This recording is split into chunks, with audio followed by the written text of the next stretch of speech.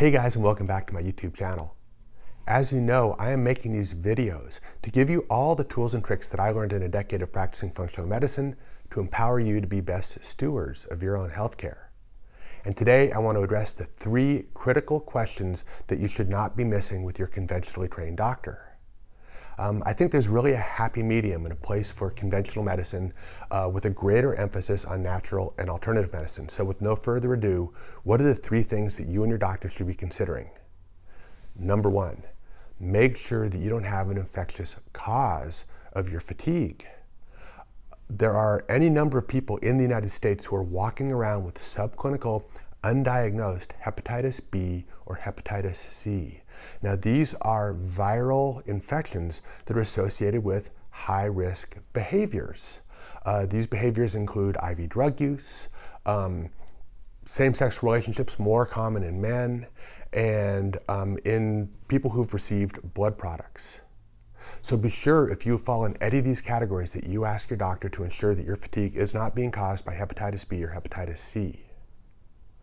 This is important because these 2 infections are associated with hepatocellular carcinoma, which means cancer of the liver. So we want to identify this as soon as possible and not find out that you've been exposed to these viruses when the proverbial horse is out of the barn. Number 2 has to do with insulin. And if you follow these videos, you know that I like to look at how our body utilizes energy with a constellation of 3 important hormones, none of which are conventionally measured appropriately in conventional medicine. These are insulin, thyroid, and cortisol. But today I really want to focus on insulin because many doctors will obtain a fasting blood sugar, or they'll obtain a marker which is known as a hemoglobin A1C, which kind of averages out our blood sugar over the previous 3 months.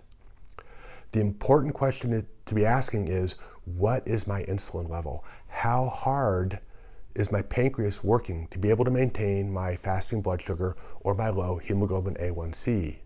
So if you've got a little extra weight on, it is a valuable question to ask yourself, how hard is my pancreas working to keep up with the carbohydrate load that I'm putting in my body on a daily basis? And the last thing to ask your physician is whether you've been exposed to a tick bite, which is conveying the bacterium that causes Lyme. Now, if you live in a Lyme-heavy state like Connecticut or Pennsylvania, you're probably well aware of this. But if you've been struggling with fatigue for some time, it's important to ask your doctor if you can be tested for Lyme disease.